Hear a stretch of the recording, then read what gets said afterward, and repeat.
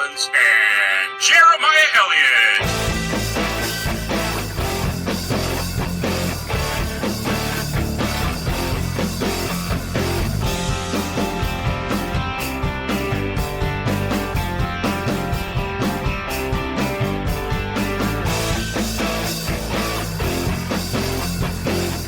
Everybody, welcome to episode 40 of the Good Stuff Podcast. As always, I'm CK Helms. Zach Bandit. And I'm Ryan Mullen. Hey, we got through that all good. It was all good. Everything worked all smoothly. That was good. Cool story. So Jeremiah is not here today because, as we said last week, he had a baby. He didn't personally have a baby. I mean, it didn't come out of him, but, you know, he fathered a child, and his wife had their baby. And so then this week he is at the baby doctor for one of those week checkup things that you got to do when you have the babies. I mean, I understand. You guys don't understand, but I get it. But yeah, so how's everybody? How the rest of you's week been going? I saw Rambo. Did you like Rambo? No, I didn't. Why? Was it just not good, or? I don't know. The story was kind of just lame. It just seemed like it was Sylvester Stallone, like stroking his ego, or I don't know. Like it was just like it was like a love letter to himself, pretty much. Like it was just so stupid, but yeah. I see. All right. Ryan, do you have a good week? Yeah, I had a good week. I did not see Rambo. That's good. I guess I didn't see Rambo either. I don't know if it was required, but if it was, I did not do my homework. So I wouldn't want to see Rambo if I was going to the movies. Well, I only see it because I have Rigo Unlimited, and then two, if I see 4 movies of the certain thing together, I get all 4 digitally. So I just saw it. Yeah, and then we give those digital codes out on our Blind Bandit Productions page on Facebook. And congrats to Alyssa Rogers, who won Far From Home. And then this Sunday we're giving out, Men in Black International? Yep, and then once the third code is available for that, we'll do Angry Birds 2. Woohoo! Angry Birds 2. Yeah, y'all know you love that. I have to compete for that one. Ryan's gonna have to go in on that one. Cool. Anyways, guys, so we're going to get right to the show here, and our opener today. We're going to be talking about something, and usually, we try to get something opinionated and stuff like that. But we're actually going to be talking about some news on the opener, and the news has to do with the Good Stuff podcast, and some changes that are being done to the Good Stuff podcast. And that change is not technically. I mean, I guess it's technically. Actually, this episode 40 is the last episode of the Good Stuff podcast, at least for now. And our reasoning behind that really is, so there's a lot of stuff going on behind the scenes here, and Jeremiah just had a child. I am starting a new job. I'm going back to college. Zach is doing Zach stuff, and Ryan's doing Ryan stuff. I don't really think of anything of that you guys are doing something specific right now per se. So we were going to change the format of the show. I came up with this idea. We were going to change the show to a different day and record on a different day and stuff like that. But it would really only be a temporary thing, and the way that we were going to change the show was going to be more of a permanent thing. And our license would renew at the end of the year. We'd have to renew it, and we opted out of doing that, mainly because next year Zach is going to be moving here to Arkansas, where the rest of us are, the other three of us are, and we're going to start doing films and stuff, which is actually our main goal. And so is doing films, short films, web series, and stuff like that. That's our main goal. That's everything that we were building towards, anyways.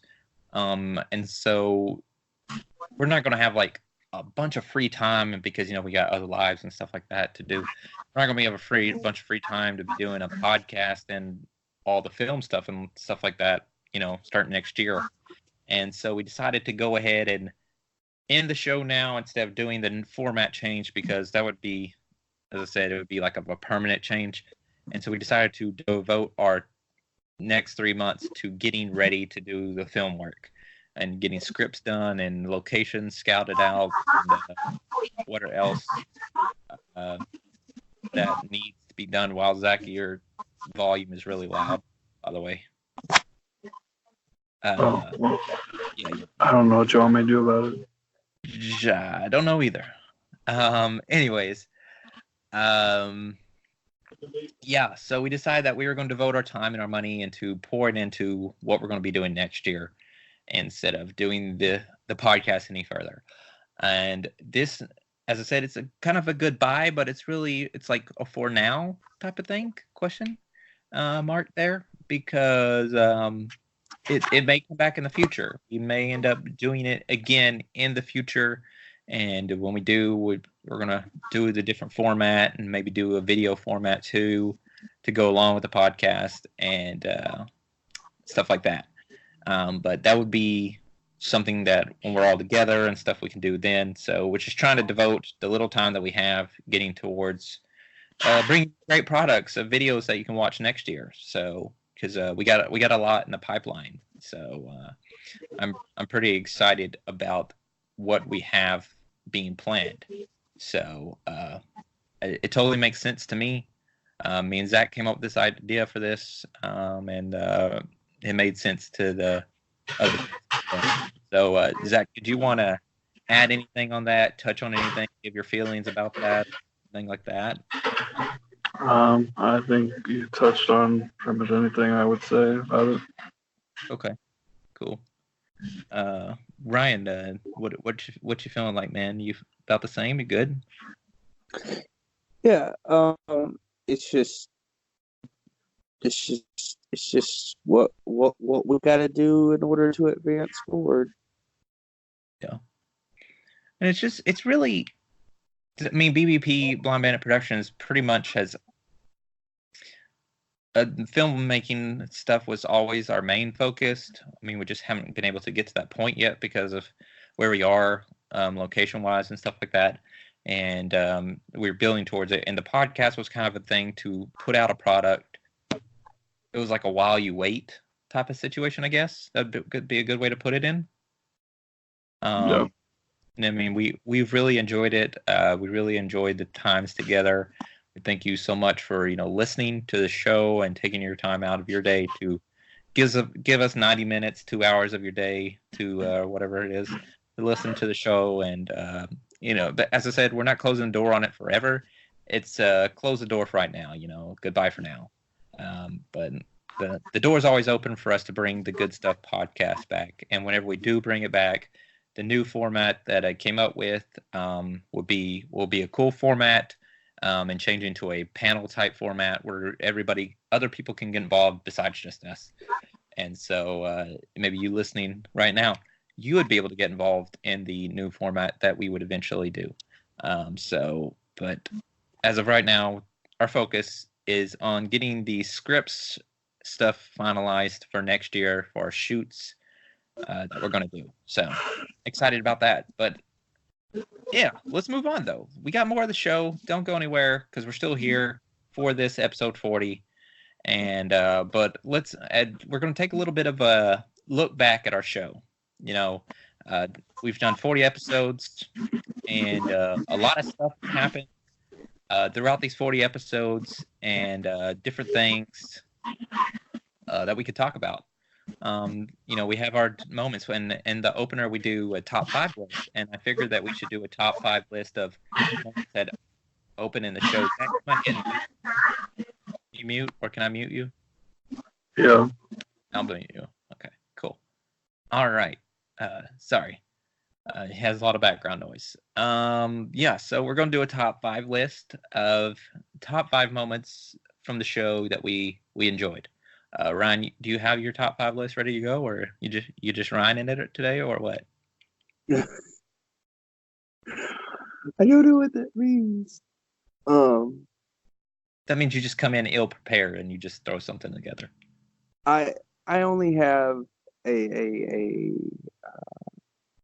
yeah, I'm ready. Okay, cool.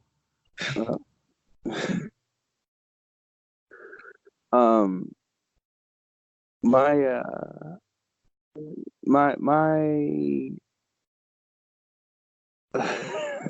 Oh my God, you really are Ryan in it, aren't you? I'm just no.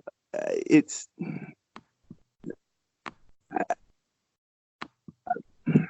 I'm sorry. I'm having a brain fart. I wasn't expecting to be. I don't want to say I wasn't expecting to be called on. I just wasn't expecting to be called out.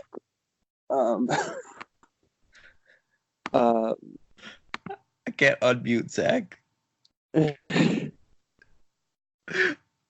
my God, you were having a breakdown here. Do you want me to just go? Yeah, go ahead. Cool. We'll just. Zach, you're gonna have to unmute yourself, by the way, because I can't unmute you for some reason. But yeah, let me get him. I'll do the top 5. My top 5, because Ryan's having a moment. Mine top 5 moments that have happened on this show. I really could only remember stuff that's happened since you all guys. I tried to only click on or pick moments from when everybody joined the show, because first while it was just me. And so I didn't pick from those moments, because the show really picked up when you other guys got on here. So just a little heartfelt moment there. Number 5 for me was Ryan's love for Quantum Leap. Ryan used to be my roommate, in case you didn't know that. But I did not know that you had such a love for the Quantum Leap show until we did that episode not too long ago, a few weeks back, and where we found your love for Quantum Leap. And so don't discuss your deepest loves. that was a good moment on the show. I really enjoyed that. We named the episode after that, and we've even come up with a parody type film idea for that. So number 4 is how we control the world. And what I mean by that is there's a lot of times that we've said stuff on the show and then stuff has happened right after we said it. Now, I'm not saying we predict the future or anything like that. I'm just saying that coincidentally, we have said things, and then even sometimes the same day after we recorded the show or put the show out, then stuff happens. It started off with Sonic and how we the design for Sonic and how we talked bad about it and how they should change the design. And then we put the episode out, and then I believe it only was a couple hours later that they changed. They said that they were changing the design of Sonic from the Sonic the Hedgehog movie, and then of course it was E3 that we predicted like 8 things to happen, and like all of them except one happened. So and there's been some other things I can't remember, but stuff that we've mentioned, and then it happens, like how we said that Dave Bautista should play Marcus Phoenix in a Gears movie, and then they put Dave Bautista in Gears 5. Yeah, so Dave Bautista himself is in the game. Is a character in the game. So just different things. But yeah, number 3 for me is the Storm Area 51 battle plans that Jeremiah and Zach came up with. That was probably some of the funniest thing I had ever heard. Of course, I'm not up on the meme world, so as much as they are, so I'm sure that most of their stuff was taken from based off of memes and stuff, because of that whole Storm in Area 51 that like 50 something people showed up to. Poor guy. But yeah, that was a funny moment. And you can go listen to the summer streaming episode to hear those battle plans. Number 2 for me was when Ryan ranted on Captain Marvel and DC Shazam. Okay, there we go. Because I had to go back and listen to it, but you ranted for 4 minutes, and you ranted about how the DC and having a Captain Marvel and Shazam and stuff like that, and it literally had nothing to do with what we were talking about. There was a Captain Marvel at Marvel. It was crazy because your rant was just on the DC thing, and it literally had nothing to do with what we were talking about. But it was so good, and I didn't want to stop you, so I just let you talk for 4 whole minutes without interrupting you. But accidentally upset me. Oh, that was so funny. Number 1 though for me was when the episode when you didn't show up to the call, and then Jeremiah did a top 5 list for you. It was I believe it was whenever we were doing the top 5 Disney movies that we'd want to see get live action movies or whatever. And he pretended like he was you, and that I like animals or whatever. And he was like naming ones that were like actually had already been live action movies, and then he was like saying ones that was just stupid because it was like he was like The Jungle Book because I like animals. It was just so funny. That was such a good moment. Jeremiah, of course, not on the episode today, but he uplifted the show, to something that I think it wasn't before. I mean, not that we didn't have good times beforehand. It's just that I think he made us all more comfortable together and stuff, and made us all like relaxed. Huh? He made us better people. He's a national treasure, man. He's a national treasure. And so, yeah, I think he just made us more relaxed and he made us closer, which is weird because me and you were pretty close, and me and Zach are already pretty close. But for some reason, I think when Jeremiah got in here, the 3 of us ended up getting closer. Because, we do episodes without him now, like we have been past couple weeks.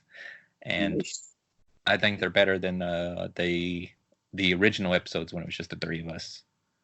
And I think us as a trio, like I said, me and you are close, and me and Zach are close, but I think he made our trio closer, with him being on here.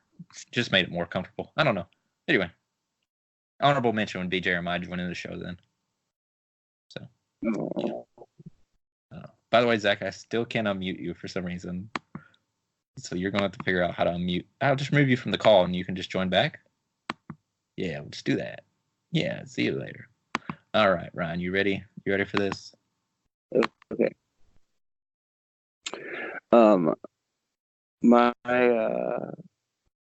My number 5 was the day that you guys found out that I don't really think that it was my Keanu Reeves moment, where everybody was just giving me crap because I said that Keanu Reeves was doing too much. That's one of my favorite moments. Number 4 has to definitely be the Jeremiah long battle plan for Area 51. I didn't really. I think he was halfway through it, and I was like, I'm not really sure what's happening anymore. Yeah, you said that. I believe you said that, and it was like, and that was the episode that you ended up leaving halfway in because you hadn't watched any of the shows, so you were just there. Yeah, I think it was the way he was delivering it, the way he was talking. He sounded so passionate. He was so passionate about it. I was like, this dude is really going to storm Area 51. Like, this is legit about to happen.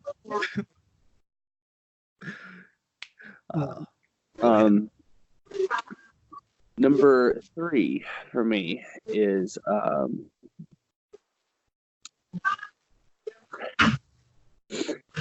the I can't remember the name of the show. The one that we just watched. Oh, yeah, The Island. This is from last week's episode. Just how much Zach really hated that show. Not everybody got to see, behind the scenes, we had a small conversation in our group chat about it. And I was trying so hard to say any positive thing I could about that show. And Zach was just ripping into it. Hey man, that show has a 0% on Rotten Tomatoes. Like, Zach really hated that show. Like, It was bad, right? I had high hopes for that show too because the trailer I thought it was pretty good. The trailer made it look really good. But I just haven't seen Zach ever hate something so much. Number 2 was our top 5 list about best Nintendo games. How we all had 2 games that was all on the same list. Just the fact that you have so many titles to choose from, but all 4 of us have two games that were guaranteed to be on that top list. My number 1 favorite moment in making this whole show so far was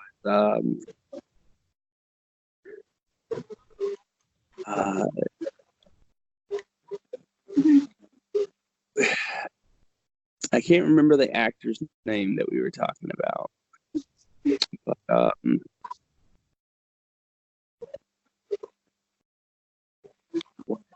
I'm trying to remember the moment exactly. Get the best description of it. It was Jeremiah, and I'm trying to remember the name of the actor. Okay, well, don't remember that. Maybe if you just talk about it, the rest of us will remember it.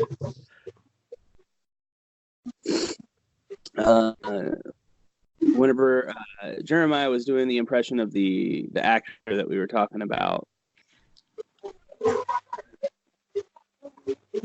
cannot remember the actor's name, but it was just so freaking hilarious.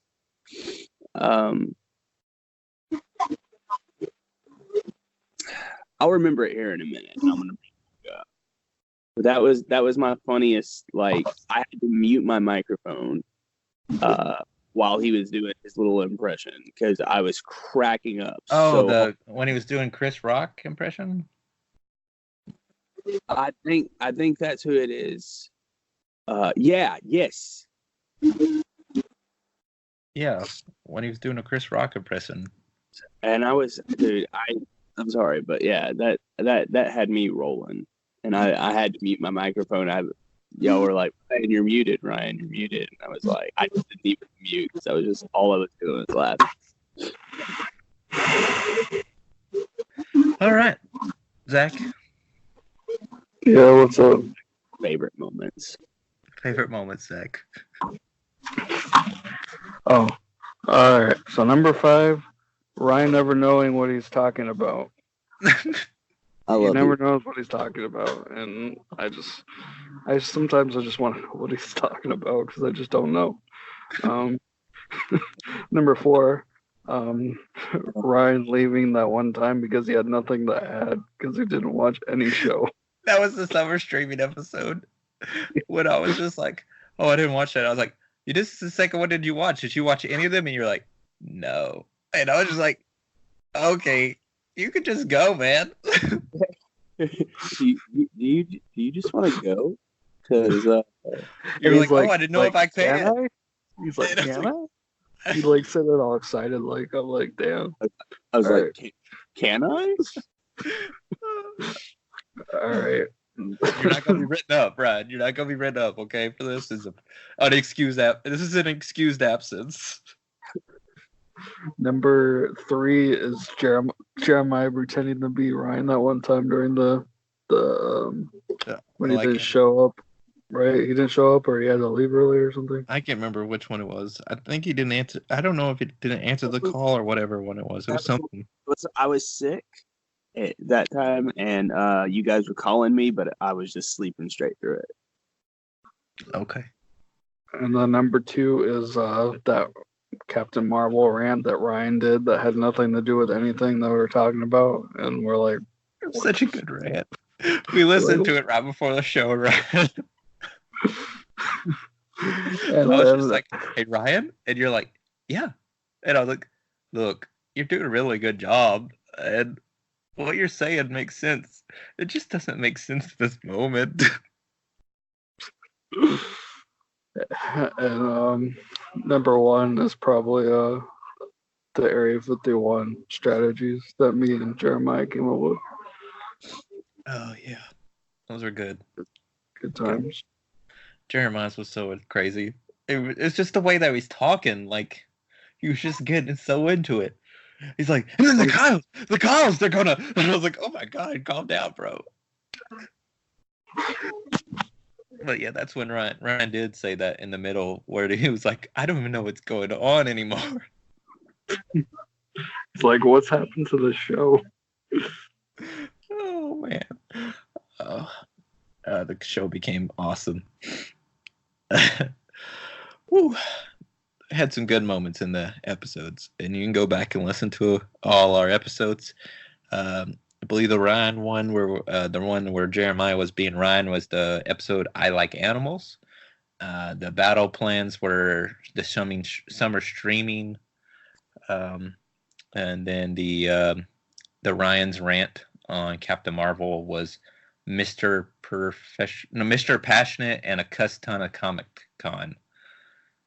Those are the ones that I remember that we I think those were all not pretty much was on mine and Zach's list, and that's the ones that I really remember. But yeah, let's move on.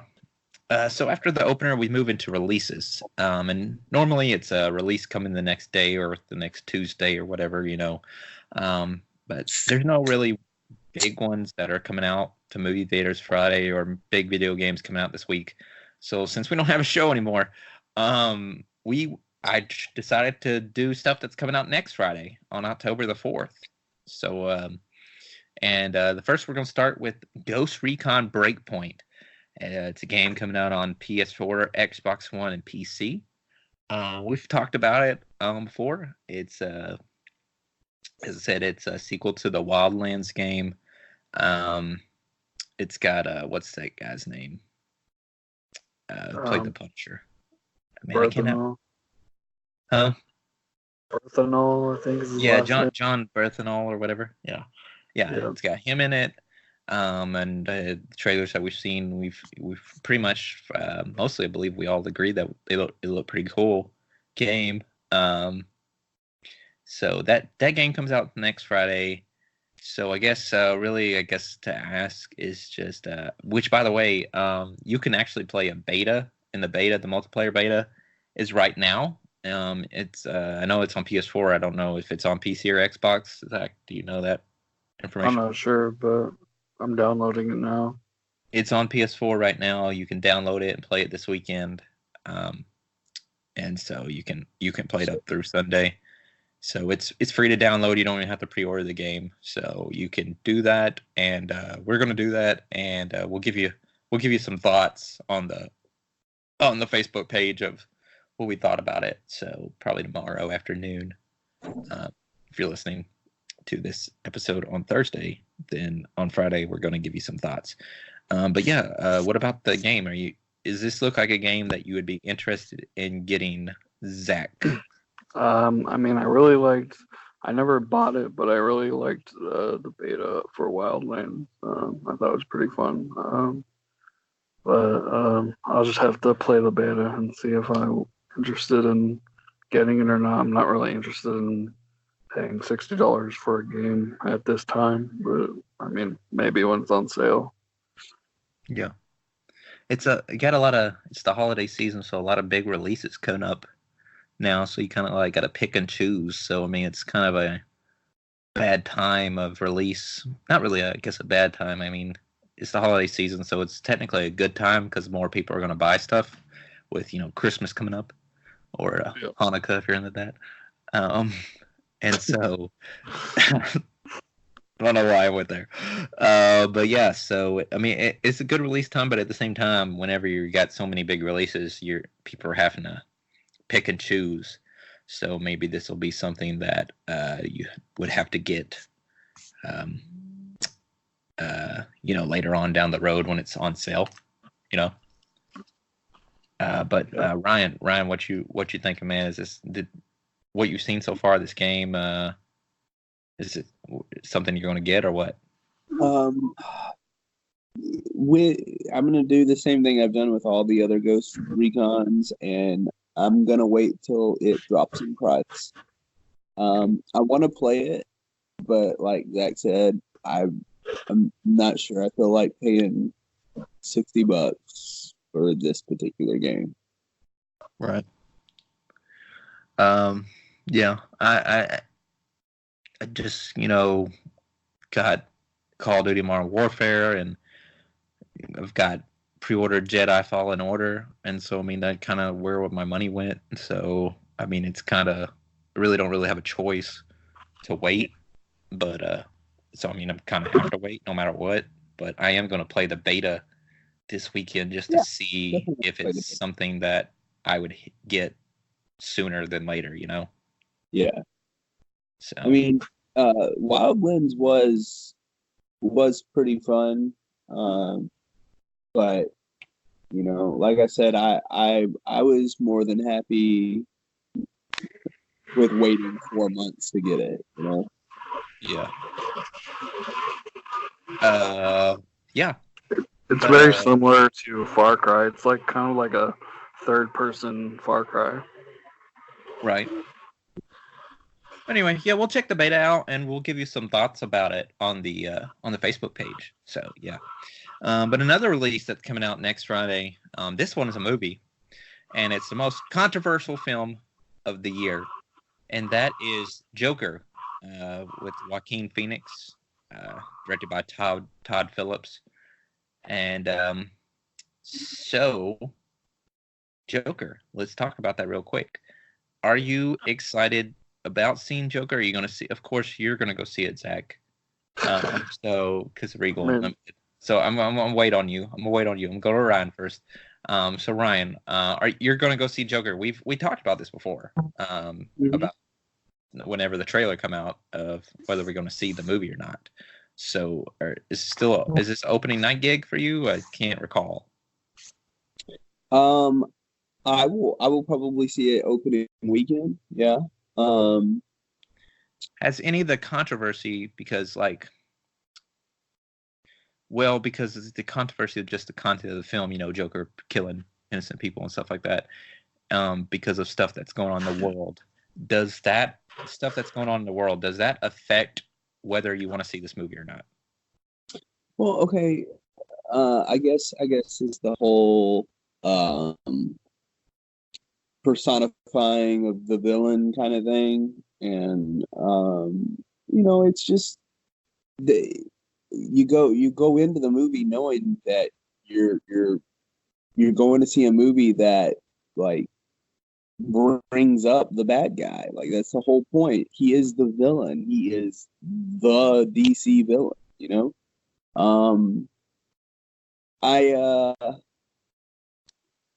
I don't have a problem with a film that glorifies the bad guy as long as that it's you go into it with the understanding it's fantasy. I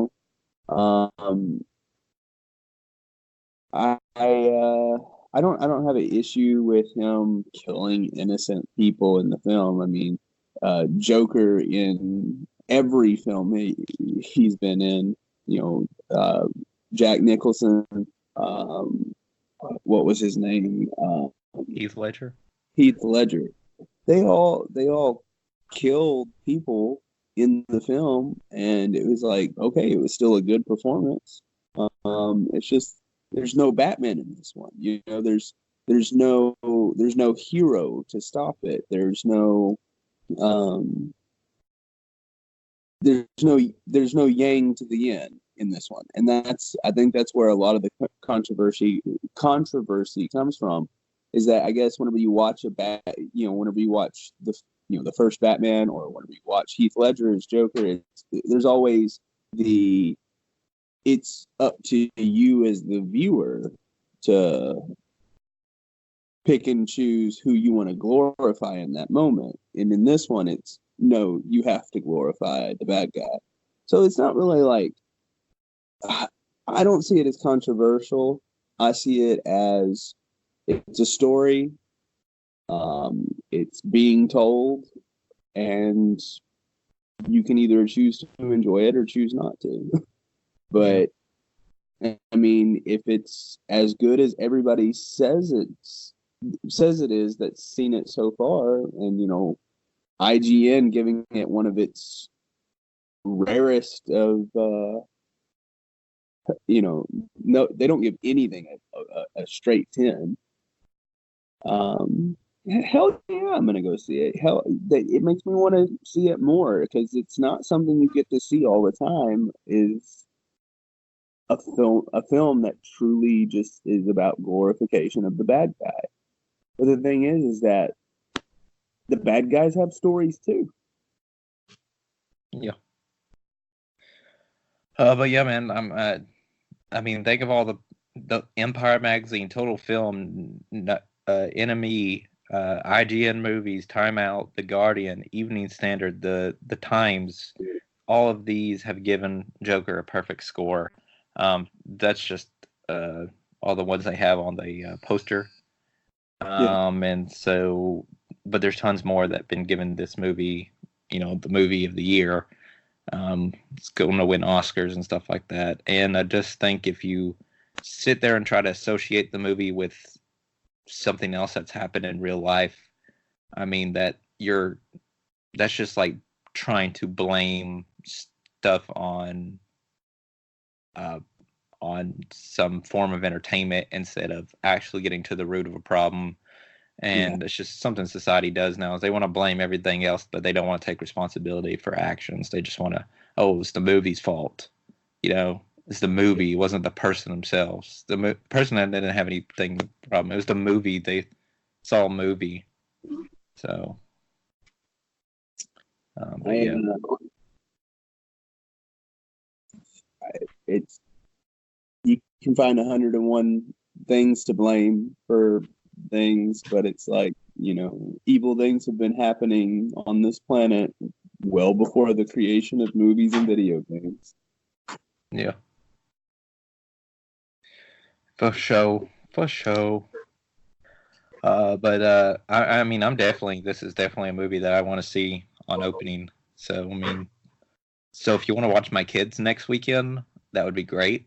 So just, hit me up. But yeah, Zach, what about you, man? You going to see it? Yeah, I'm definitely going to see it probably opening night, because I have, Regal Unlimited. Not sponsored. But that's not why you're seeing it. I mean, yeah, I mean, if you didn't have Regal Unlimited, would you still be going to see it at full price on opening night? Yes, I would probably go still see it, just because, like, I mean, DC hasn't always done so well, but, like, it's got so many rave reviews that it's probably gonna do pretty good. Like, most places have given it 10 out of 10, 5 out of 5, so.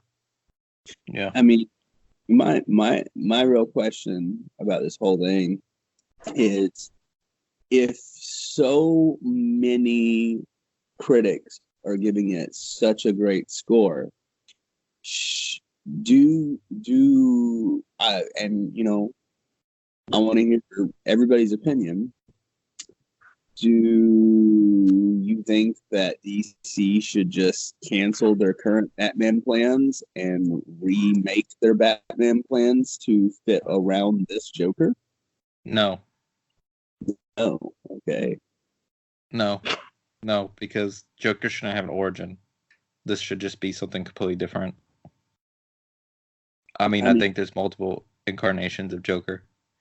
So, I mean, even in current comic continuity, they haven't actually touched back on this. But a couple years ago, Batman sat in the Morbius chair, which Metron sits on, and he asked one question. He said, "Who is the Joker?" And the Morbius chair told him that there was 3 different Jokers. And so that's supposed to be being touched back on next year in comic book storylines. They're supposed to get back around to the 3 Jokers thing, and I would just rather them not mess with this one. Like, I just think there should be other interpretations. But no, I don't think that they should build off of this Joker, because I mean, I think it's different. And I much rather see what else they could do. Like, I mean, I don't think there was anything wrong necessarily with DC. I mean, the movies, I mean, Aquaman and Wonder Woman were great movies. Which, I mean, I like the other movies, but I'm just saying that nobody really disliked those movies.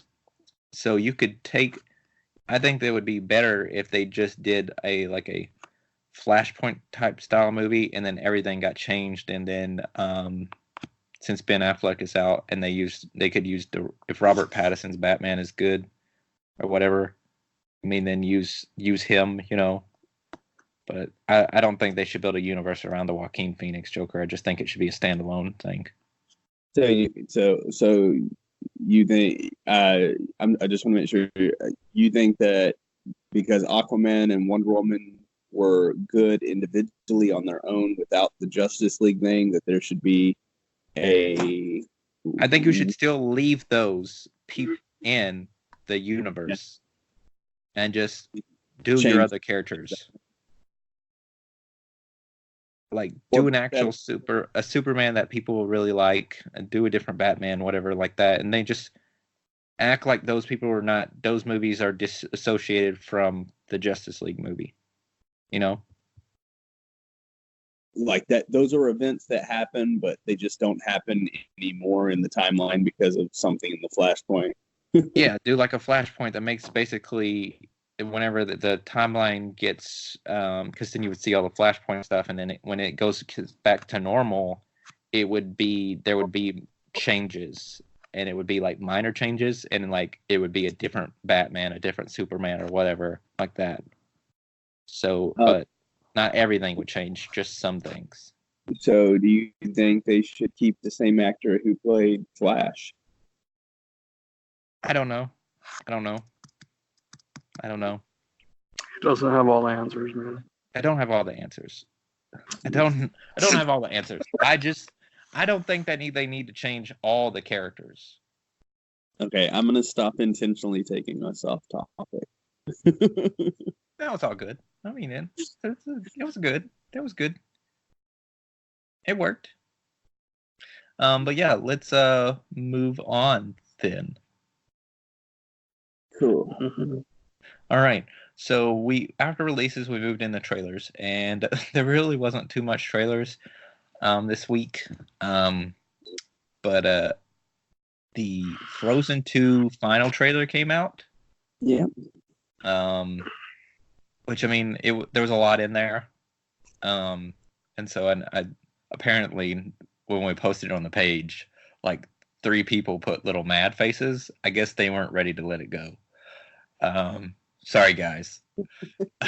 I mean, I was like, bro, calm down. It's just a trailer. No one's forcing you to watch Frozen. You don't have to watch Frozen. It's okay. But, I mean, as I said, there was a lot more from then what was in the original trailer that we had seen. Yeah. And I guess what would be on topic of what this is, I mean, I really don't know where to go from here on this.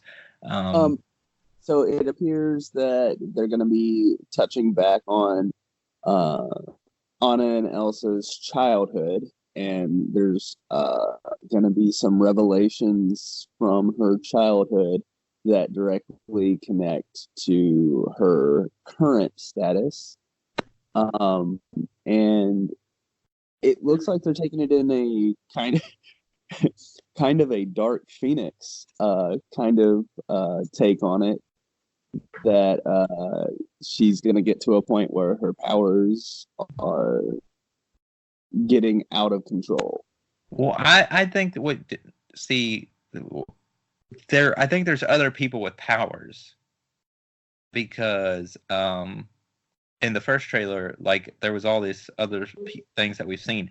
I don't think her powers are getting out of control, because technically that's really like an off branch of the first movie, in a sense.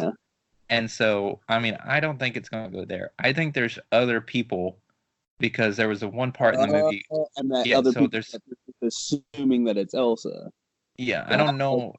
Yeah, because I think there's other people like that have powers of the elements. Like, she's like obviously winter. There's like a summer person and a fall person and a spring person. So like it looks like there's a water element, earth, a fire, other elements. So I think you're going to see that, because whenever they got into that place where they went through the mist or whatever, and then people were like, "How did you get through the mist or whatever that?" And then they're like, "We just went through. It just opened and whatever." And then the guy was like, "How long have you been using magic?" And so I think there's gonna be more. You're gonna get more lore, I guess, would be a good way to say it. And you're gonna see more users of magics, in a sense. And everything was fine until the Fire Nation attacked. It was all good. It was all good, and then the Fire Nation completely melted everything, and it was crazy. But the one thing I was really strange about was what happened to Olaf's cloud. So he doesn't need a cloud; he just doesn't melt now, or what? Like, does he not need a? He's just good. He's just like, oh, I'm just a fucking walking, talking snowman now. I don't even need a cloud. I mean, also, every time he, like, as he's starting to melt, she just like. So if something happens to Elsa, Olaf's just fucked, basically, right? Yeah. Oh yeah. I mean, the day Elsa dies, Olaf dies with her. It's like a pet. I would certainly hope. Yeah. I just thought it was weird, because at the end of the first movie, like, once all the winter went away and stuff like that, and she controlled her powers, and the sun came back out, and all the ice went away and stuff like that, and Olaf was still there. She had made a little cloud that followed him, and like basically made snowflakes follow him all the time, where he would stay, as a snowman, not melt. Yeah. But in the trailers that I've seen, he doesn't have that cloud over him, but it's not snow and stuff everywhere. So I was just like, how is he not melted now? I'm sure it's something simple. Who knows? I don't know why I'm focusing on that. That's all I want to focus on. But that's all I could thought about after the trailer. I was like, how is Olaf not melting? That's where my mind went. I don't know why. It's that magic carrot, man. I never saw Frozen. What? I never want to. I got kids, so I've seen it. But yeah, I know Sarah's probably super excited about this movie. Anyways, yeah, let's move on though. The Sacrifice extended trailer for Arrow, which is basically the trailer for the upcoming season, and the trailer was called Sacrifice. It's kind of like a preview to this last season of Arrow, and it was action packed. There's a lot of dramatic moments going to happen in this last 10 episodes of Arrow, this 8th and final season. 10 episodes, and obviously the trailer revolves around Oliver having to sacrifice himself so everybody else can live in the infinite crisis that's coming up. And it's a real a real touching moment, and it's obviously like there's going to be a lot of returns, because that's what you do whenever, I guess, when a show's ending, is you try to bring everybody back for the final season. So Katana's in there, and they're even bringing back people that are dead. So like Tommy Merlin and his mom and all these people. And so I don't know how these people are coming back from the dead, if they're just ghosts that he's seeing, if they're alternate Earths that he's going on, or what's going on. So I'm anxious to see what's going to happen there. But I still don't. I'm still not 100% sold on that they're going to kill him off. I mean, I know that because it's just obviously that's what they say it's going to happen. Like, that's what they've done. They said the whole last season that he's going to die soon, and he's going to have to sacrifice himself in the Infinite Crisis. It's been over a year of saying that he's going to sacrifice himself in the Infinite Crisis. And I feel like that's just such a huge moment to just totally, have it ruined. So, I mean, everybody know that that's the end. Everybody knows that that's the end. That's what's coming, and like for it to be known and so highly, talked about and stuff like that, I wouldn't be surprised if he doesn't end up dying. Like, it would not surprise me if they pull a 180 and then at the very end, like, he ends up not dying, like The Dark Knight Returns. Like, at the end when Alfred is in, like, France or whatever like that, and he's at the little coffee shop, and then he sees Bruce and Selena. And so after Bruce died. Yeah. So, I mean, I wouldn't be surprised if he just, like, goes to a different Earth to live or something. I don't know. Or has to do something else to, like, becomes the new Monitor or something like that, where he has to leave the Earth. I don't know, but it just seems like, I mean, he could very well die. It just seems very weird that they're throwing such a big plot line out, a big spoiler out, basically. Just, hey, everybody, we want you all to know. Oliver's dying. Oliver's going to die. Oliver's going to die. For a whole year, they're telling us Oliver's going to die. All the trailers say that. He says that. I mean, it's been said on all these shows that Oliver's going to die in this crisis, right? So, the crisis on Infinite Earths. Like, it just... I don't know. I just question stuff, It just seems a little weird. Yes, he deserves to die, and I hope he burns in hell. Of course, y'all guys y'all don't watch the shows, so I didn't expect you to say too much about this trailer. I've been keeping up with the whole thing, but I haven't. I haven't had time to watch it. But once the show's over, I will definitely be more interested in binge watching it all. Yeah. But that's just, anyways. Yeah. We had another trailer drop too that you guys may not have gotten a chance to see, but they have released the final trailer for the Breaking Bad movie. Oh yeah, I forgot about that.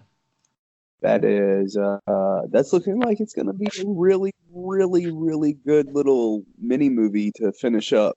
They released the trailer already? Yeah, it came out yesterday. For some reason, I didn't share that because I thought we had already talked about that. They had announced the movie, and we've talked about the announcement, but this is the trailer. The last thing. The only thing we've been able to talk about on the show so far was that they had was a kind of mini trailer. It wasn't like an actual trailer that gave any storyline. It was just kind of like it was just like a weird video, and then they focused on the car, and that El Camino is critical to the Breaking Bad storyline. So if you recognize that El Camino, you automatically knew, oh shit, they're continuing the storyline. but this was like an actual trailer. I see. Yeah. Cool. That comes out when on Netflix? What the October what day is that on, Zach? You told us not too long ago. Wait, what? I told you. The Breaking Bad movie. What day does that hit Netflix? Like the 11th or something?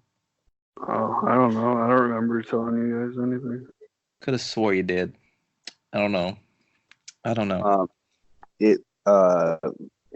El Camino is October 9th.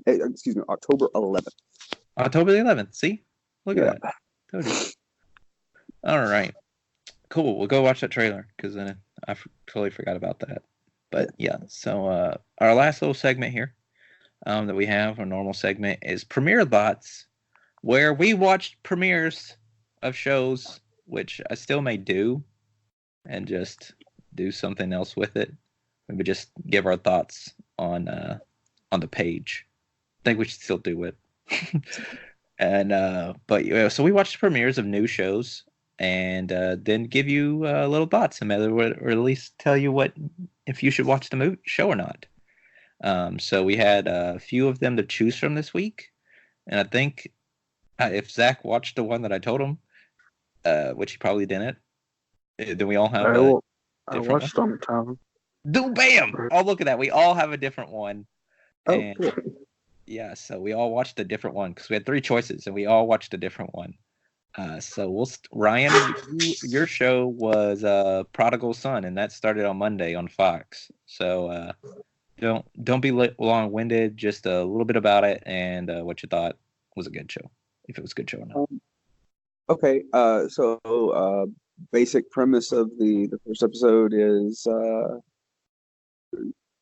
a well-renowned surgeon in the area is found out to be a serial killer. After he's been in jail for several years, his son has grown up to become a detective who wants to solve homicides, and the department is preventing him from advancing within the department because of his family's history. And after an incident that happens during an investigation, he realizes that he needs his father's help, who he hasn't talked to since before the killings. It winds up being a twisted tale of a detective who wants to clear his family's name, but at the same time is stuck in a psychological position where he needs to tap into the mind of a serial killer. And it will wind up being a kind of a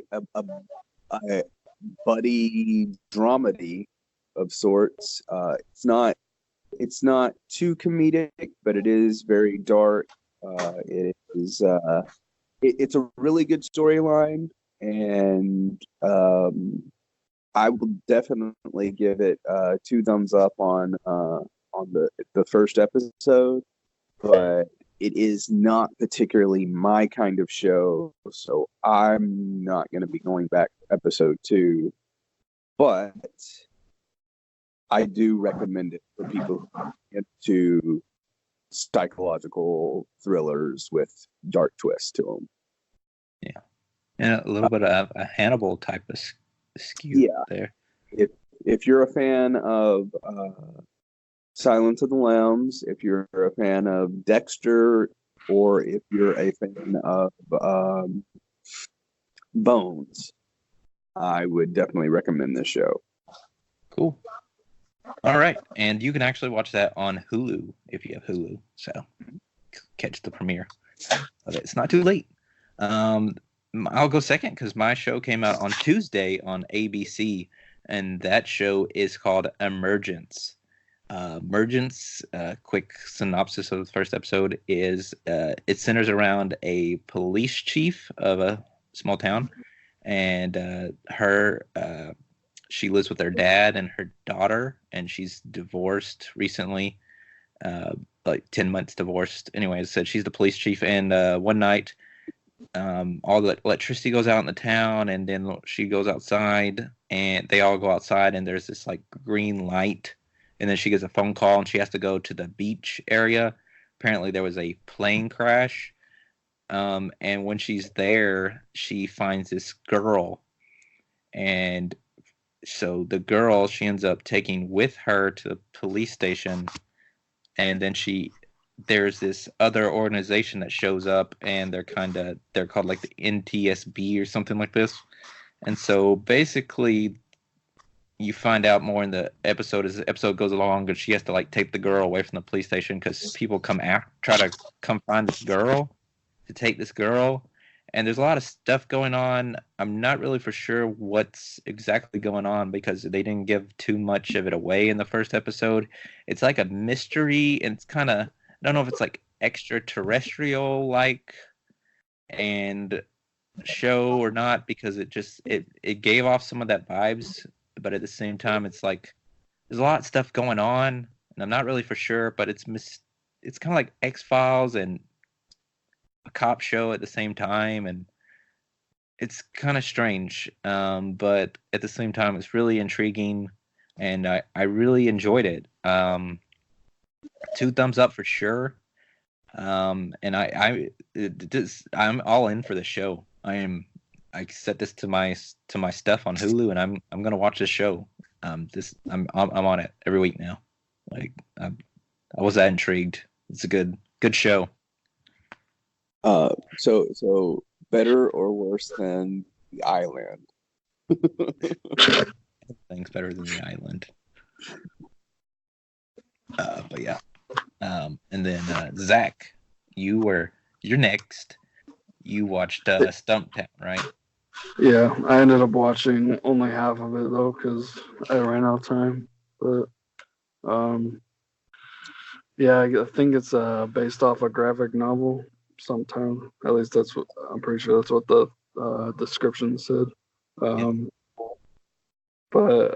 yeah, it kind of caught my interest pretty much right away with the opening sequence.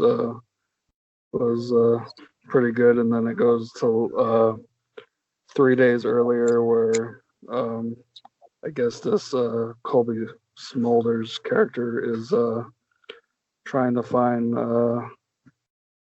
this girl who is underage, and her boyfriend is trying to take her out of the state. And so Colby Smulders goes and stops her. Then when they're driving away, some car stops and stops them and knocks Colby Smulders out, and then they take the girl. And so pretty much the rest of the episode, they're trying to find that girl, which I guess she isn't related to her, but Colby Smulders' character used to date her father or something like that. But yeah, this show started last night on ABC, and so it just got put on Hulu this morning. So that's probably why Zach hasn't been able to watch the whole episode, because it was just now be able to start watching it this morning. But yeah, it is, like you said, based on a graphic novel. But I mean, from what I watched of it, yeah, it's definitely caught my interest, and I think like I already added it to my list on Hulu, so I'm definitely gonna start watching more episodes as they come out. Cool.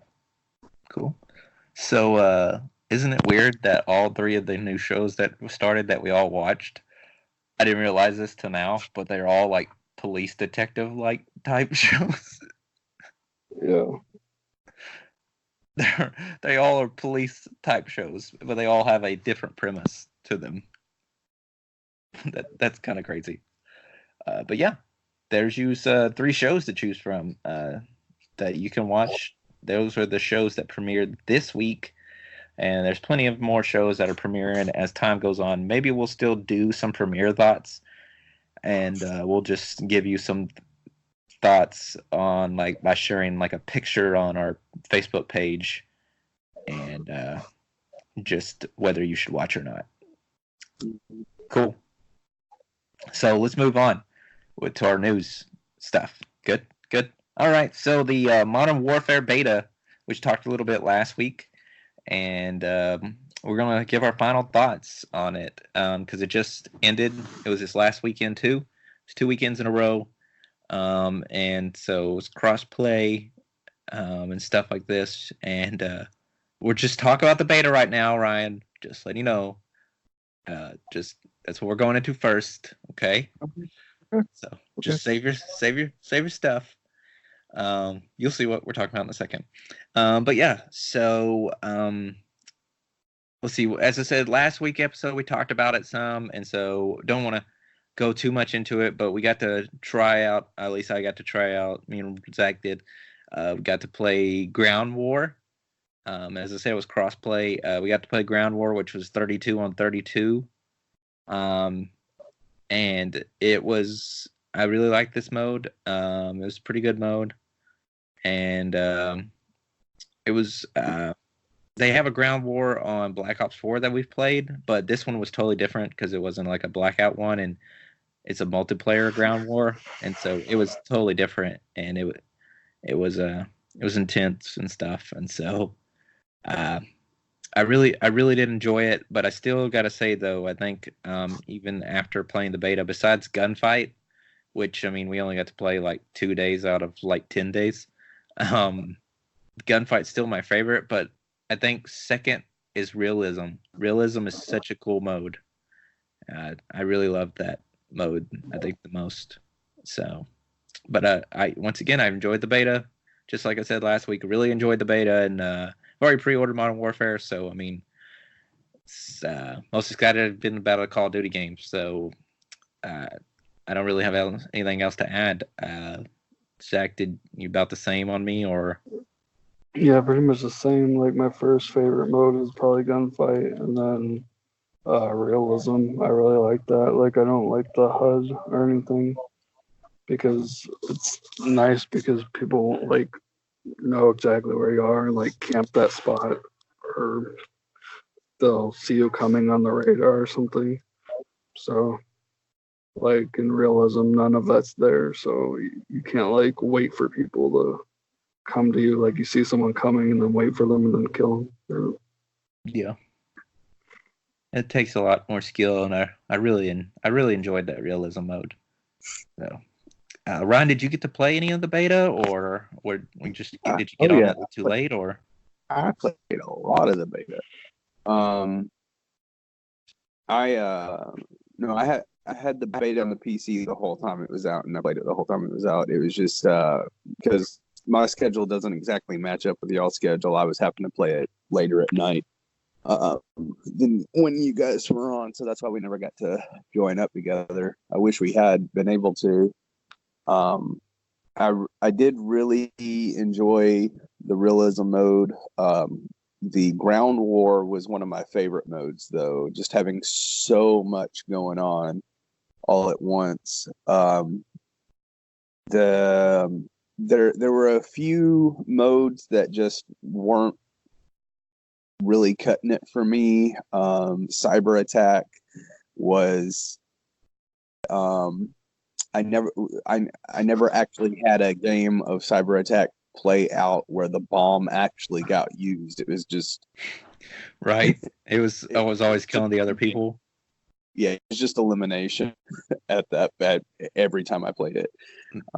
Same for me, man. Same for me. I mean, I never saw the bomb go off once on either side. It was a pretty fun match. It felt like it was just a elimination mode with an ulterior objective kind of thing. I think I spent the most time on Ground War. Just in general, that was a really fun game mode.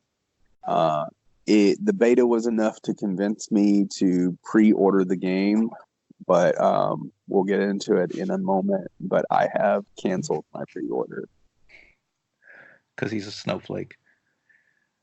I'm going to give my reasons in a minute when we get on that subject. But cool. Just cool. You do that. So the campaign trailer was put out this past week,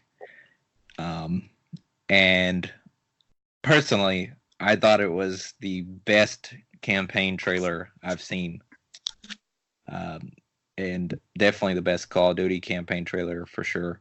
I'm so excited. I was already excited about the game, but then that campaign trailer, the storyline of this game is going to be amazing, and just the realistic aspects of it and how they're translating real modern type warfare that's going on now in the world and transforming that into a game. And it's just an exciting thing. And so I'm super pumped about it. I was as I said, I was already excited about the game, but that campaign trailer, like it left me speechless for a little bit. I was just like, man, this was so good. It was so good. It was like a little Hollywood blockbuster watching. I mean, just a couple minutes of goodness, and I'm excited. I can't wait to play the campaign. I don't know what I'm more excited about now. So I hope. I don't know if you can play the campaign in co-op or not, but that'd be cool. So I can't remember. I think they said no. There's no co-op. Oh well, so I guess I'm gonna have to just play the campaign by myself and just play it whenever. I don't know. I don't know what I'm more excited about. It was such a good trailer though. Anyone else have any thoughts about the trailer? Yeah, it was definitely the best trailer I've seen for like a first-person shooter campaign. And I'm pretty excited for it. Yeah. Can't wait to be Captain Price again.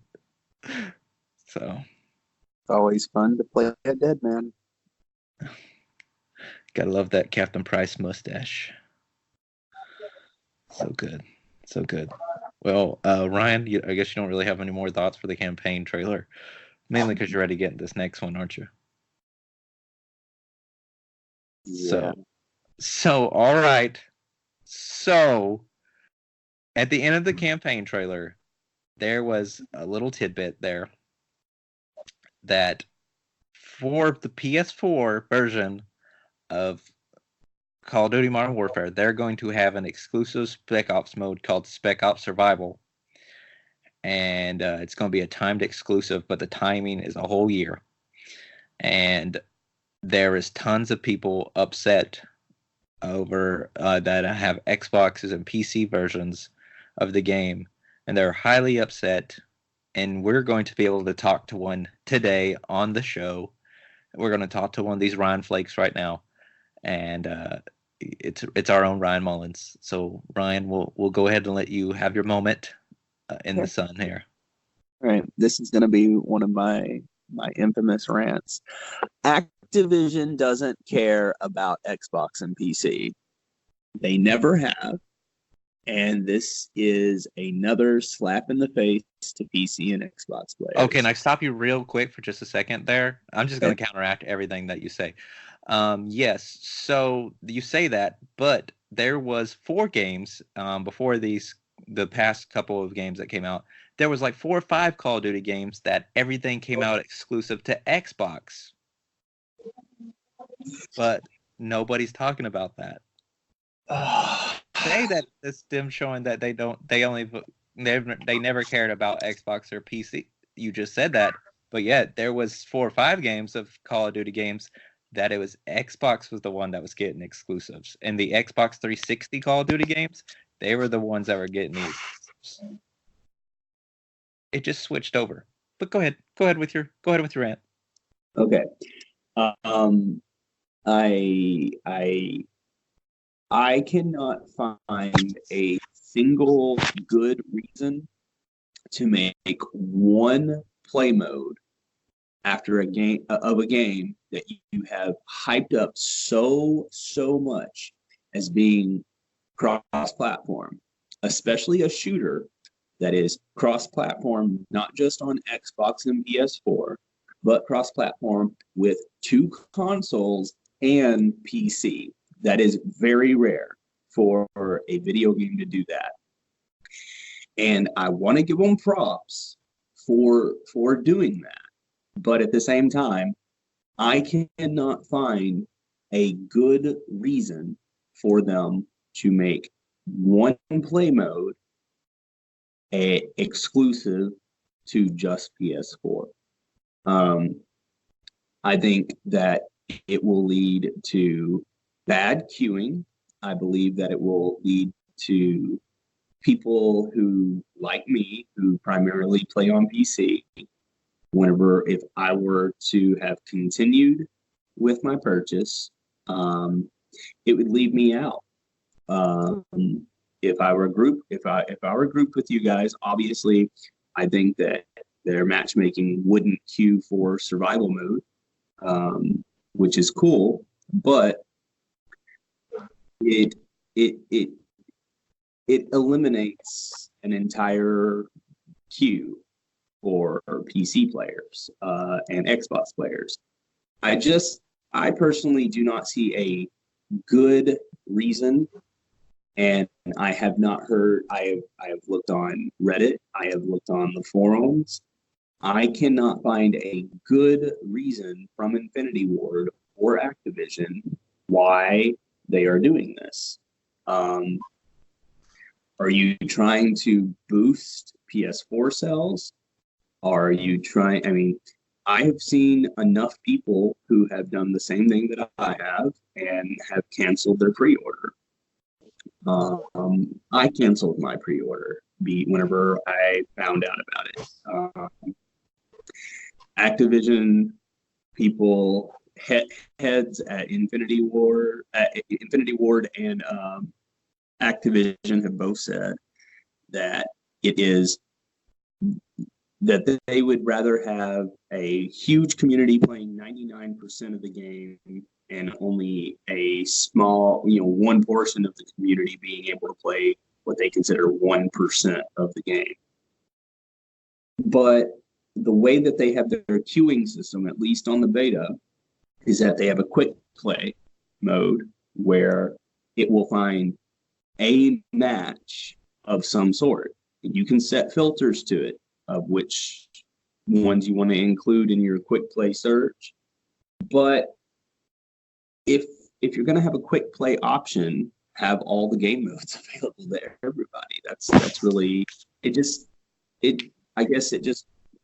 it bothered me.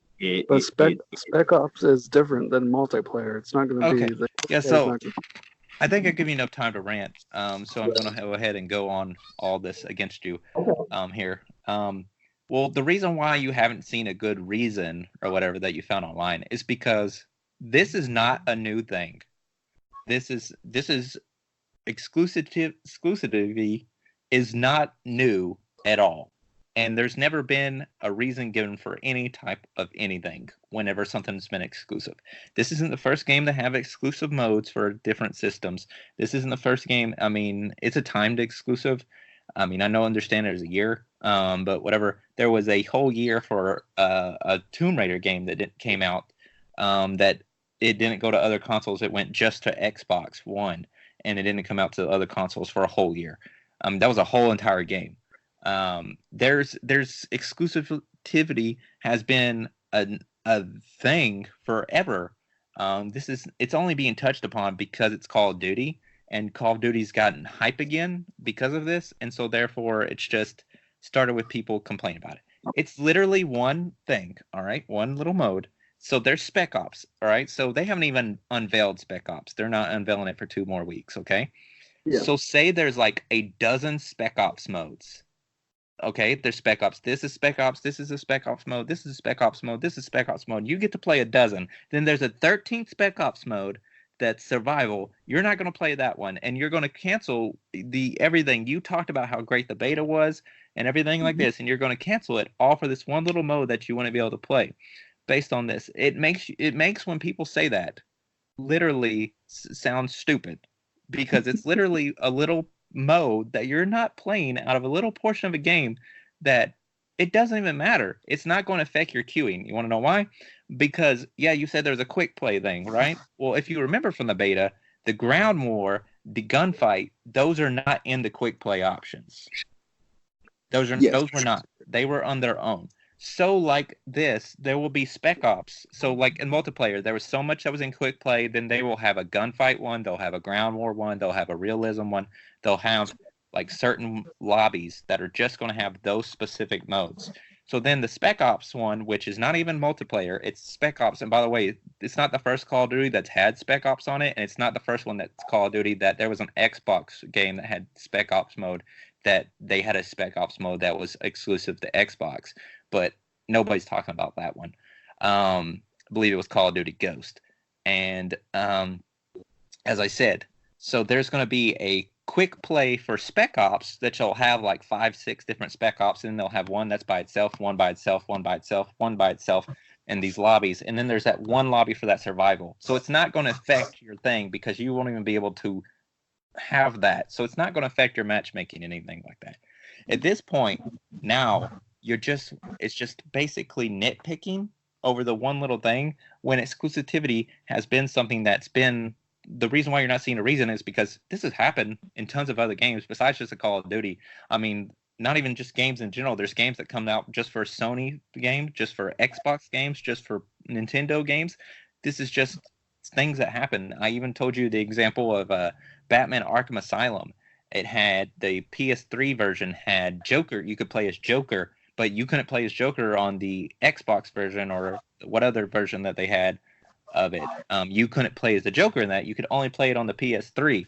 And imagine if I had said, well, guess what? The Joker's on PS3. I'm not going to play Batman Arkham Asylum, which has been my favorite game series, if I didn't play it, and I canceled my pre-order over that. That's the same thing, you know, Ryan?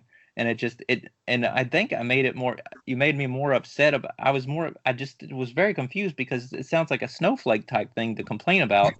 And we complain about, on the show, we have talked about people complaining about little crap. And I feel like you just became one of those people, man. And it kind of disappointed me a little bit. And I mean, I can understand that you could be upset by it. I understand. But to cancel your pre-order on probably for sure the biggest Call of Duty game of all time, and probably one of the biggest games of the entire year, over that little mode, that's just, you're being a bitch. I'm sorry, and that's just my opinion. I could be wrong. I'm not saying it. That's how I feel in the situation. And it was just crazy that I was reading these comments on Facebook, IGN thing post about it, and somebody literally said that the beta was the best beta that he ever played. This was the most excited he's ever been for a Call of Duty. And he has a PS4, but he canceled his pre-order because he was mad that somebody his friend on Xbox wasn't going to be able to play the survival mode. And it just blew my fucking mind that this dude gave like 10 paragraphs about how this was the best beta of any game he ever played, how he was more excited about this Call of Duty than any other game of all time. And then because of that survival mode, that he just decided to stop it. So, and he said that I'm probably going to be missing out on the best Call of Duty game of all time. The best, he said, he literally said this, I'm going to miss out on probably one of the best games ever. But once they did that, it went into my box of uninterested items. And I was just like, this guy is a fucking bitch. He's a snowflake. Like, really? Like, this is, like, right. I have two counterpoints to what you said. So, my first is, this isn't the first time that Activision has done something like this, and but it was upset. Xbox. Oh, not the first time that Activision was upset you? Fans in general, by doing something of this nature. But I can completely understand something being exclusive to one console for a time period. I think that the most upsetting part of it for me was that it's only for a year that they're doing the exclusive part of it. I think the most upsetting part of it for me was that it is a year of exclusivity to the PS4. I have also noticed a lot of the comments too, where it is PlayStation 4 players who are going to be playing that mode. A lot of PS4 players are canceling their pre-ordered in solidarity.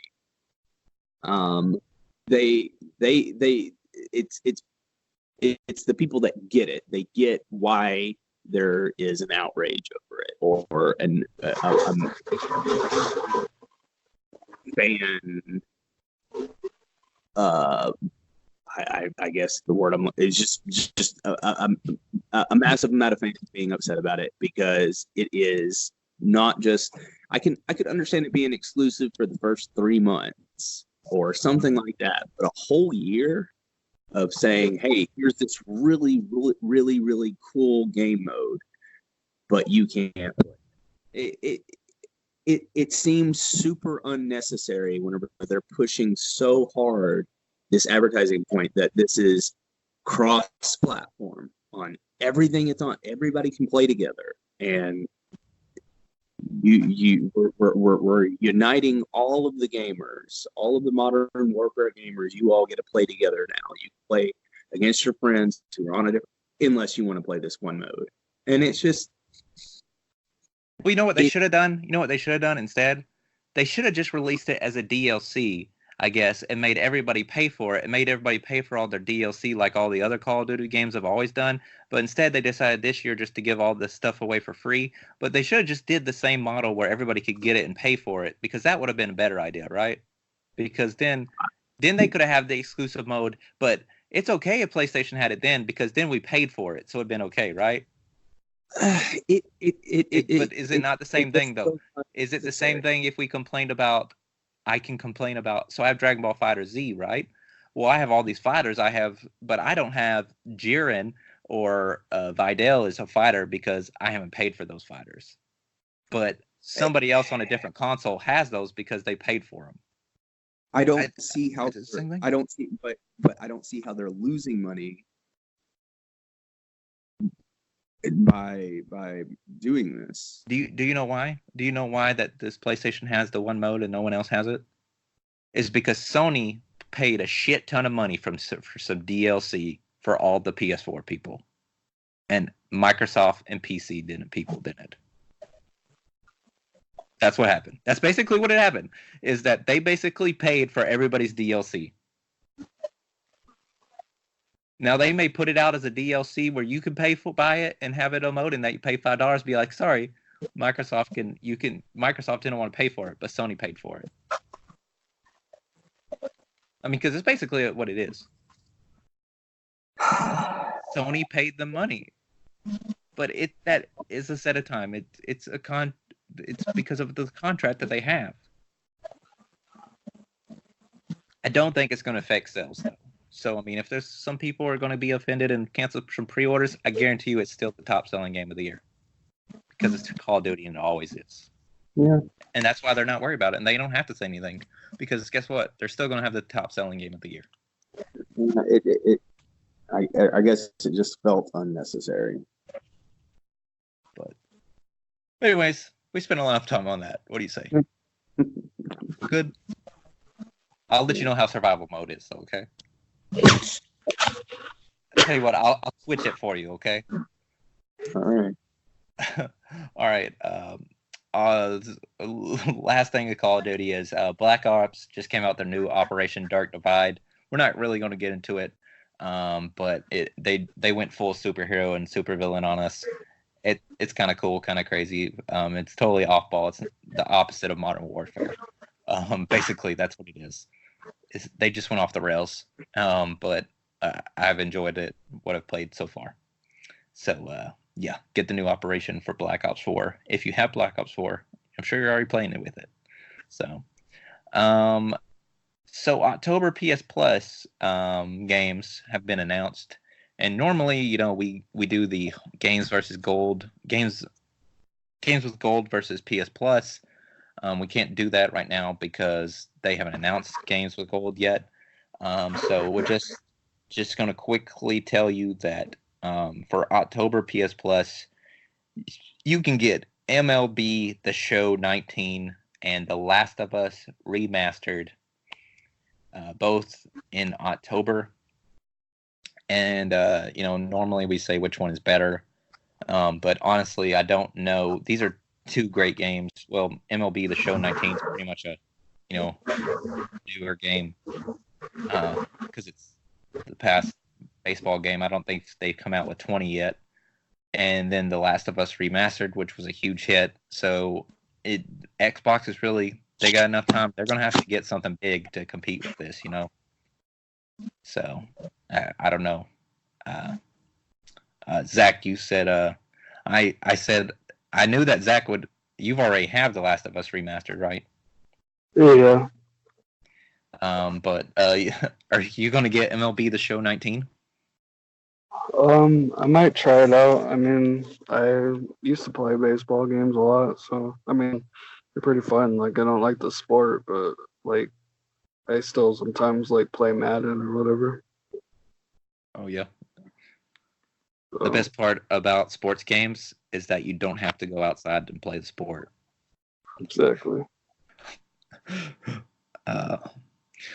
Ryan, you don't have a PlayStation, so I guess you really can't talk too much about it. Yeah. But so yeah, I really I'm anxious to see, since they know about it so ahead of time, if Microsoft is gonna, if they have because I'm sure they have those games with gold set in advance.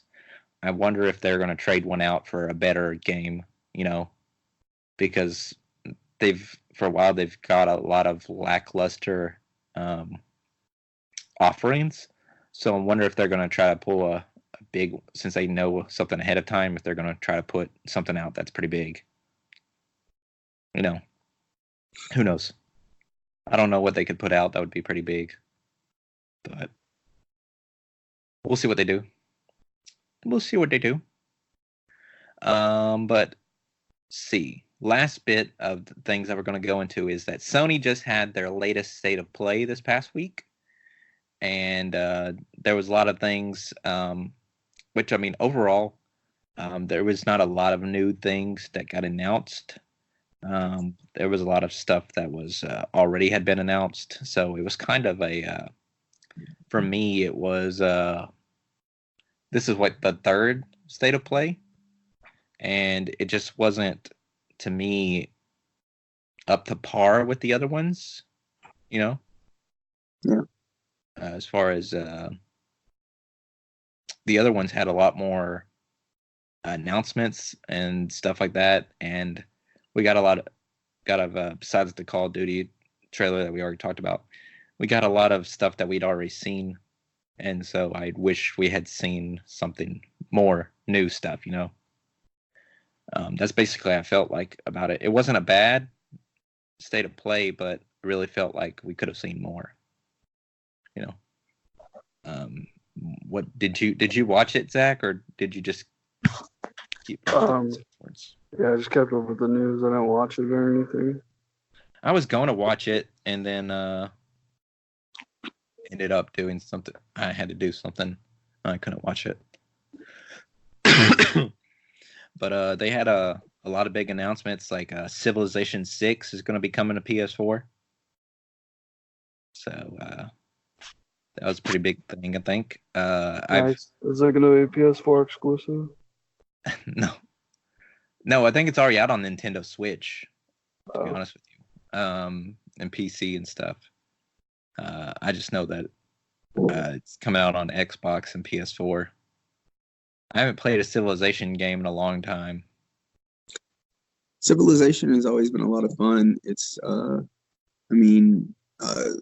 Sid Meier games have not lately, because of all the other genres of video games taken over. But Civilization, you have to remember, Civilization was the original game of the year, kind of thing. Like, they were constantly winning awards because they were always taking the next step into the real-time strategy kind of stuff. Civilization took what a lot of other video game companies were trying to do and just made it so much better. You have your StarCrafts and your Warcrafts and your Command and Conquer and all those other games. But Civilization has always just taken it one step further, and the fact that their stuff is the game is so very, very true to actual history, makes it even better because it's almost educational at that point. But they're really fun games, especially whenever if you have your group of people that you regularly play with, it can become quite the game of intense risk. It's I'm definitely down. I haven't played a Civilization game in a long time, but it's definitely one that caught my interest again. It has made me want to return back to the franchise. Yeah. The Medieval trailer was another thing that they put out, and the same time they put out the demo for that for the game. I guess it's like a remake, not a remake. Is it a reboot? I guess because it's not a. Can't remember exactly. It's not a remaster or anything. I don't know. Reboot, remake, something. I don't know what you would call it. But they released a demo. I've downloaded the demo. I haven't been able to play it yet. But if you want to try the Medieval game before it comes out, you can get that for free on the PlayStation Store right now. So, it's been I think it was like the original PlayStation. Is that whenever the Medieval games were out? A big deal. Yeah, PlayStation 1. Yeah. They haven't put anything out since then, have they? Didn't put anything out on 2 or 3, did they? Nope, I don't think so. Maybe 2, I'm not sure. But... Yeah. It's been a while. But I mean, that was one of the original PlayStation things, characters that were just PlayStation characters. And so, of course, I mean, I'm not really surprised that they're bringing that back and making that game again. I mean, it's kind of like a thing that they're doing now. Like they redid the Crash Bandicoot games and then the Spyro games, and so I mean it makes sense to do a Medieval one, just the old PlayStation classics. So, but yeah. But as I said, they announced 2 games. One of them was called Humanity, and then they announced a game called what was the other one announcement? Someone got the note. Something with the A. Arise. It was a PlayStation VR game. Those got announced too, but they were pretty simple games. They were like okay looking, but like Arise was like kind of like Journey, and then the Humanity was one of the 2, and they weren't very simplistic games, and so I was kind of hoping for a big announcement, and didn't get that. I mean, but yeah, what they did have the release date for Last of Us 2, which is February 21st, I believe. Correct? Me if I'm wrong. I think so. Yeah, February 21st next year. Last of Us 2, probably one of the last big PlayStation exclusive games coming out before the new consoles start hitting. So, but yeah, I never played the first one, so I really don't know. It was a really good game. The first Last of Us. It's they took the post-apocalyptic survival to a new level, and a new mindset too. They made it it was a very dark game, but and a very dark storyline, but altogether it was really good. I definitely recommend it, at least a one-time playthrough for anybody who's interested in that kind of storyline. But it was good. It was good. Yeah.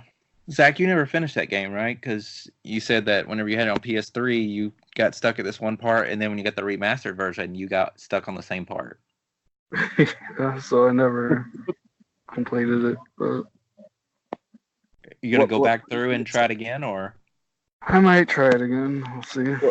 What part did you get stuck on? Trying to sneak back past these creatures, and every time they look at me, I instantly die. I told him that I'd probably be horrible at that because I'm horrible at sneaking in games, like the Hitman games. I can't do that.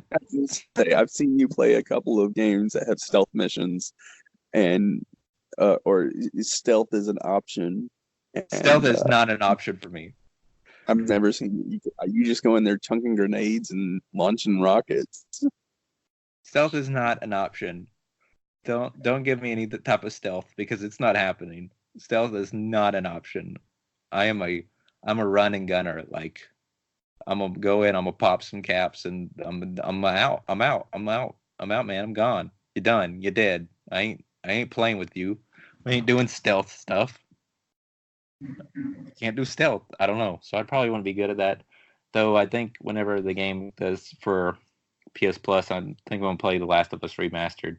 See if I'd be interested in the second one. But I've always heard good things about it. So, I mean, it was like one of the top selling PlayStation 3 games. So, Yep. Yeah. But what I guess I was really upset though in the state of play is that they've been teasing Warner Brothers Montreal, who made Batman Arkham Origins, has been teasing since Batman Day on Saturday. They've been teasing a new Batman game. Based around the Court of Owls, and this is just not like a rumor, that Rocksteady, not Rocksteady because they're the ones that made the other games, but the Arkham Origins one, they haven't posted anything on Twitter in like 4 years, and then they posted a thing on Batman Day, and it had a bunch of symbols, and then they posted another video of just the symbols, and it said something about take out the night or something like that, and it has a bunch of symbols for the Court of Owls. So they are teasing pretty heavily the Court of Owls being put in a Batman game.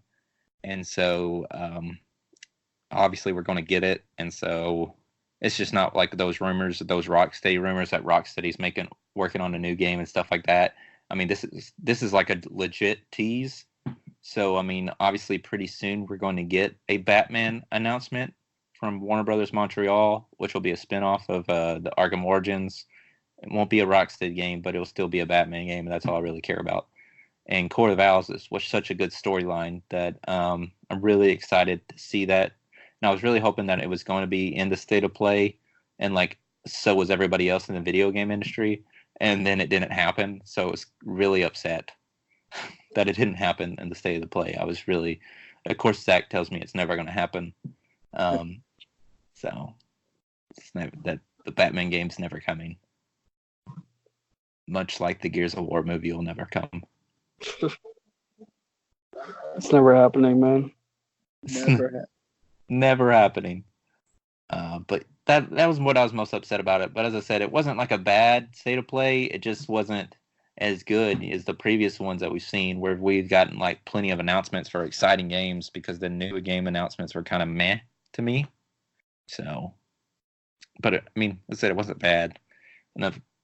Other than the Death Stranding PS4 Pro bundle that I don't know anything about that stupid game, that people are so hyped up about. I don't know why. But yeah, I think that's pretty much all the state of play. What was your favorite part of it though? What was your favorite announcement from it, Zach? I don't know. I don't really know either. Like, if someone asked me, like, I don't know either. Like, I just, it was all pretty mad. It wasn't really that exciting to me. Yeah. I don't know. I mean, I downloaded the Medieval demo. I guess that was pretty much, the fact that they released a demo. I can play a game to have an opinion about it, Yeah. That's probably the most exciting part for me. And I haven't been able to play it yet, but that's pretty much all I got. But yeah. Ryan, anything? Did you have a favorite part? I didn't. I mean, I don't have a PS4, so I didn't really watch the state of play. I see. We'll see if you had a PS4, you could just play the Call of Duty Modern Warfare Spec Ops Survival Mode, and then you wouldn't have to complain about it. Just saying. I think you're making Ryan cry. Just throwing it out there. I'll never regret the switch I made when I made my switch from Xbox to PS4, which I think it probably made Ryan cry then too, Zach, because I was his Xbox friend. So just highly upsetting to him that I'm so much in Sony's camp now. He's just like, fuck you.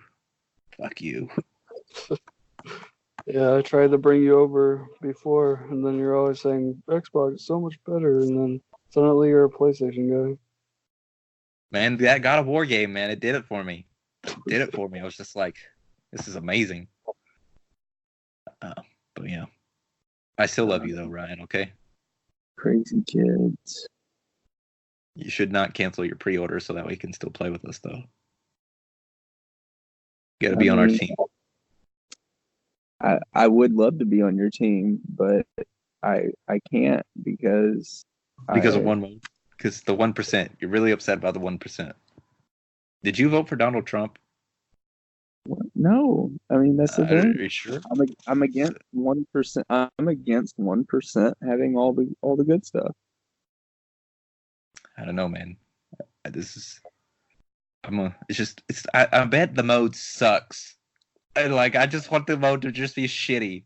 Just tell me like, you cancel your pre-order for the shitty mode. Yep. It's all right, man. I'll let you know how amazing the game is. I'll teach Activision. Yeah, you're gonna teach them, Ryan. You canceled your pre-order. You're gonna totally hurt their wallets. Be so upset because Ryan Mullins canceled his pre-order, and some other people that half the people that say that they canceled their pre-order probably didn't cancel their pre-order. Kind of a big deal. You're kind of a big deal? Kind of a big deal. Kind of a big dick. Yep, that too.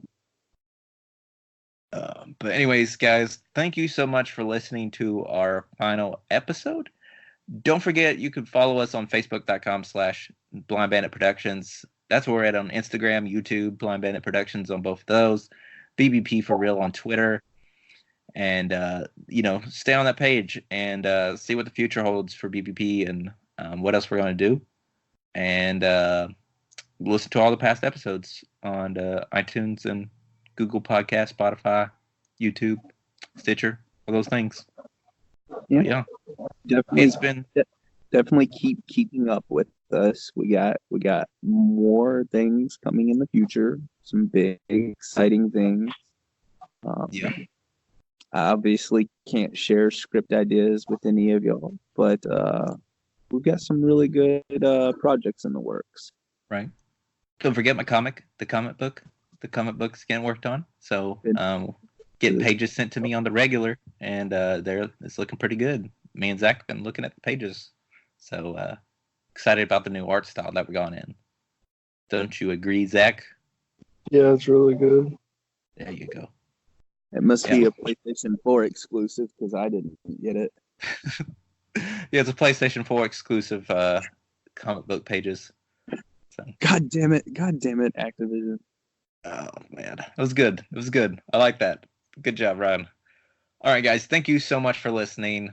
We won't see you next week. # good stuff.